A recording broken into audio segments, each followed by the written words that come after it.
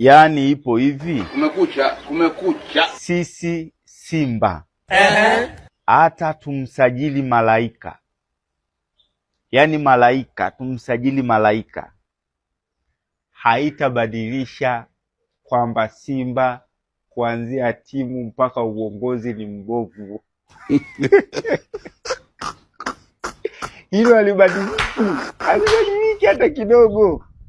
Sido Kabute Saidi bado ni Saidi yule yule, haibadiliki. Na hakuna mchezaji ambaye tutamsajili sisi yupo katika mipango ya Yanga. Hatuwezi. I wonder. Hatuwezi. Simba njaa ni kali mno. Yaani Yanga hata Ahmed Ally angekuwa kwenye mipango yao wangemchukua. Yaani mipango ambayo Yanga hawana ni kunya tu kama sisi.